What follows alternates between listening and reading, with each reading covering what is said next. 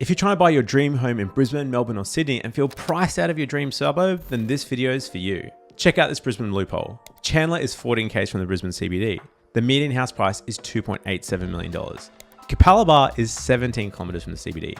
The median house price is $887,000. So you can be 3 kilometres further away from the city, but be nearly $1.98 million cheaper.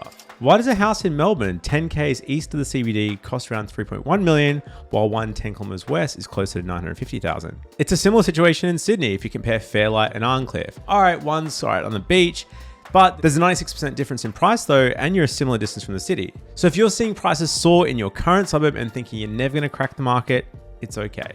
There's a solution: sister suburbs. I'm going to show you how this works city by city. But what are sister suburbs? Sister suburbs are basically the under the radar cousins of famous suburbs. They share pretty much the same features, same distance to the CBD, similar basic amenities, but come with a much friendlier price tag. The only thing is they don't have the same built-in prestigious reputation as some of their bigger brother suburbs. And this is where you can save big money.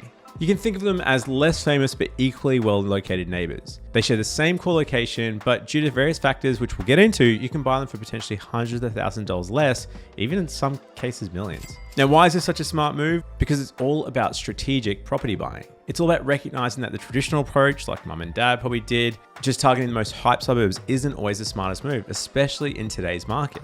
What if you could find a location without automatically paying top dollar? This is where sister suburbs concept really comes alive. Basically, it's a more refined approach to location analysis. We all want to be close to the city, near urban centers, but with escalating prices, pushing people further and further out, this strategy becomes key. Sister suburbs offer a strategic alternative. They allow you to stay close to where you want to be, but at a much lower price point. The key here is understanding that suburb value isn't solely determined by distance from the CBD. It's obviously more complex by that, influenced by a range of factors. Consider these elements that contribute to different price amounts. Firstly, housing mix. The prevalence of apartments versus detached housing impacts overall suburb levels. Local amenities and infrastructure. Access to retail precincts, dining options, and green spaces also influence property values. Being near the beach, parks, or having a really nice view is obviously going to come for a premium. And educational catchments. Known popular and large schools can be a big driver for family buyers. And lastly, connectivity. Efficient public transport and road networks really help out the commute times. But sister suburbs, that's where you're going to find the sweet spot. You're going to still be getting that core locational advantage, similar commute times, you're in the same general area, but you're strategically avoiding that inflated prestige headline of that suburb. All right, so let's talk about Brisbane, because honestly, Brisbane is, I guess, the sister suburb city to Sydney and Melbourne.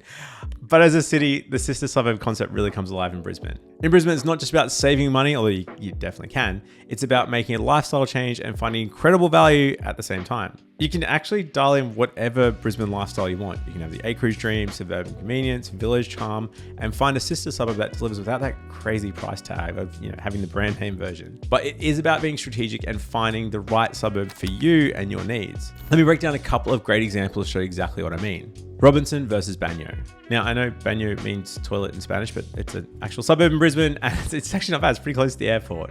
But think of it as comparing prestige leafy living versus village convenience. Both Banyo and Robinson are about 11 kilometers from the city.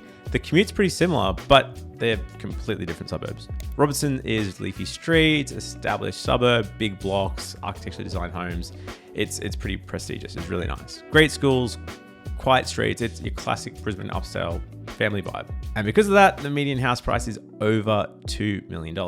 Now, Banyo, same distance, but totally different feel. Imagine a friendly village vibe, local shops, cafes where people actually chat. There's a bit more going on, but it's also a bit more relaxed. Banyo's also got a train station straight to the city, and you're practically at the airport. So it's a massive plus for anyone that travels a lot. It's definitely more community focused. There's less fancy homes, more easy living. And also as a result, the median house price in Banyo is only $985,000. That's 104% price difference. That's like over $1 million saved for basically the same distance to the city. Now, obviously Robinson has a prestige factor and Banyo has different sort of lifestyle, but also you're saving on the money there. So that's where you need to consider these things and what's more important for your family.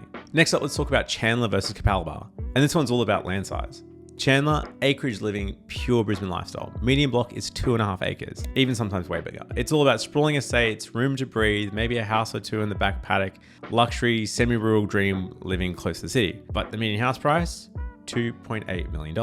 Then you got Capalaba right next door. Classic, solid suburban Brisbane. Family-friendly streets, parks, schools, shopping centres, all the normal stuff. Standard block sizes, nothing huge, but the median house price in Capalaba is $887,000. That's a $1.9 million gap, 224% difference. You could literally buy 3 houses in Capalaba for what you pay for one in Chandler. If you need that amazing sprawling land, Chandler's amazing, but like not many first home buyers are going to have that sort of budget. Plus Capalaba gets you same general area for a third of the price. And I guess with that small mortgage, you can have a better lifestyle. So you get what I mean, right? It's definitely about lifestyle driven buying and potentially looking at what's more important for you and your family. These are obviously extreme examples, but if you live in a certain area, don't be afraid to look a little bit further out, or in Brisbane, potentially look on the other side of town, because there can be a bunch of other opportunities in a better price point for the same sort of property. All right, Sydney, let's dive into some sister suburbs here, because Sydney is a classic case of pretty crazy prices, right? But the thing is, you can crack the Sydney market if you're smart about it. It's kind of about understanding Sydney, and a lot of the price is tied up in the prestige in that Sydney harbour view, obviously. But if you're willing to look a little bit beyond the obvious hotspots, then you can find suburbs that can give you a ton of the Sydney lifestyle without that insane multi-millionaire price tag. Now, again, I'm looking specifically at suburbs that are, similar distance to the city. So I assume you're probably working out of the city, but there's definitely hundreds, maybe millions of dollars in difference in some of these prices. Arncliffe versus Fairlight. This is a classic Sydney showdown. There's sort of northern beaches prestige versus southern suburbs bayside view. But the crazy thing is they're both 10Ks from the city. Fairlight's one of those iconic northern beaches, Manly Ferry, Sydney beaches, laid back vibe, that sort of thing. It's the Sydney dream. There are crazy harbour views, but you're going to pay for that postcode. Arncliffe is a totally different vibe. It's Sydney South, right near the airport, but hear me out, like it's got a pretty good up and coming vibe. Heaps of cool cafes and shops, restaurants, and it's on the edge of Botany Bay. All right, it's obviously not the beach, but you got the water views, there's parks, and it's pretty amazing and really close to the city. But again, this is illustrative. Let's talk prices, because this is the idea, and this is where people get really caught up. The median house price in Fairlight is $3.4 million. Ugh. Well, I mean, if you can afford it, that's amazing. But Arncliffe, it's closer to $1.7 million. So it's 96% cheaper. You could save $1.7 million by living the same distance to the city and not paying that beachside premium. Now, you could say beachside dreaming is your absolute goal, and that's fine. But again, the point is maybe it's not Fairview, it's the suburb along and the sister suburb to that if you're looking for that Northern Beaches vibe. All right, staying in Sydney, let's check out the inner west, Strathfield versus Enfield. These are practically neighbours, they're inner west rivals. Both are around 12 to 13 kilometers from the CBD. Strathfield has a really interesting mix. Like it's got a bunch of those huge Federation houses, some massive blocks, really nice schools. It's got a pretty cool trophy suburb feel, and the price tag's similar match. Enfield is literally minutes away. It's definitely a bit of a hidden gem. It's still inner west, still leafy, got still good access to everything, but house a bit smaller, blocks a bit more modest, and maybe not quite as mansiony. But looking at the price check, Strathfield's inner west trophy homes, the median house price is $3.8 million. Enfield, on the other hand, is only $2.3 million.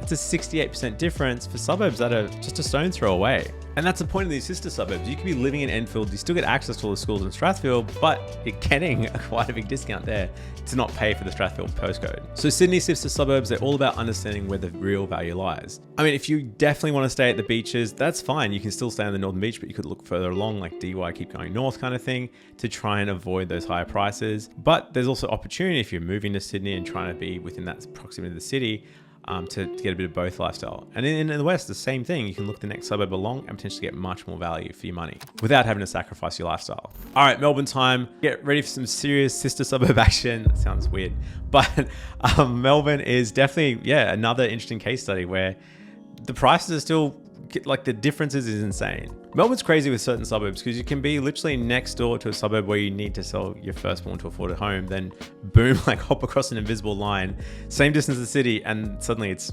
way cheaper. It's always not that obvious too. It's just Melbourne market dynamics. So for smart buyers, this is going to be pure gold. We're going to unpack the most mind-blowing Melbourne sister suburbs and work out where the value potentially lies. All right, Melbourne, let's start with the big one, the most extreme sister suburb price gap in the whole city, Canterbury versus North Altona.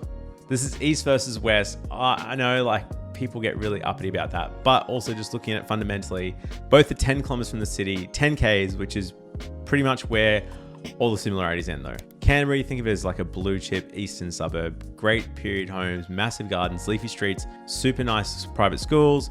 This is Melbourne prestige, pure and simple. It's got that quite expensive vibe. Altona North, just 10Ks away in the west, totally different story. It's up and coming, It's cool, it's attracting young families. It's still got that more down to earth feel, less polished, and it's got great perks. It's near Altona Beach. It's getting a lot of cafes, but definitely not Canterbury. But again, you're not paying that Canterbury price. For the Eastern Suburb Prestige, you're paying $3.1 million for the median house price. Altona North is way lower, $950,000. That's a 227% price difference, $2.1 million.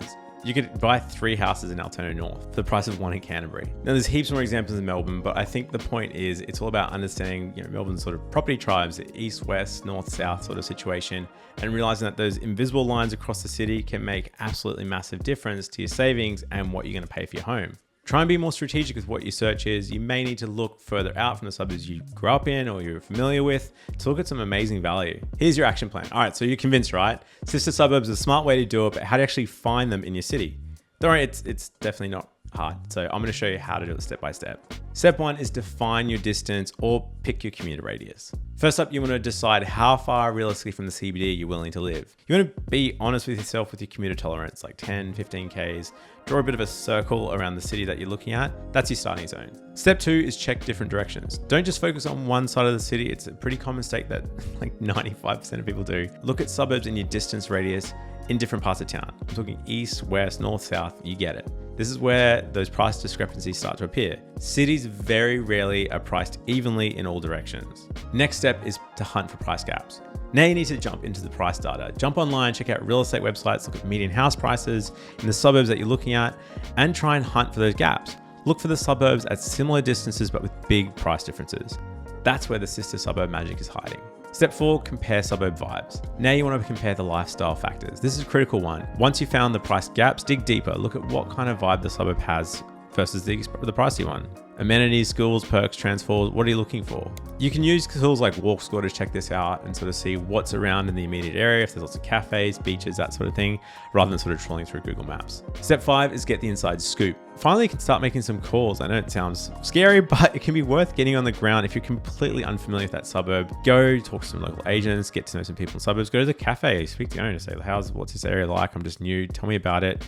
They'll give you the inside scoop. They'll say, this place has been robbed 5 times. Okay, that's a bit scary. Check out the police stats. Or they'll say, it's amazing, like heaps of good families, lovely people in the area. It's just a good way to get an anecdotal but true representation of what the suburb's like. And that's it. It's 5 simple steps. You can find the sister suburbs. You can help beat your frustration from getting priced out of areas that you are currently in and find new uncovered gems. By exploring sister suburbs, you can unlock massive savings, even millions, depending on the suburbs, without compromising your commute times or lifestyle. You can buy at that similar distance for way less. So start researching, look at those slightly less famous neighbors, the next train stop over, and your dream home might be a lot closer than what you think. Thanks so much for watching, guys. At Hunter Galloway, with a home for home buyers across Australia. We help people in all around Australia, not just Sydney, Melbourne, Brisbane, Perth, Adelaide, NT. Got some good clients up there too. So if you need any help, hit us up at huntergalloway.com.au. And until next time, I'll see you later.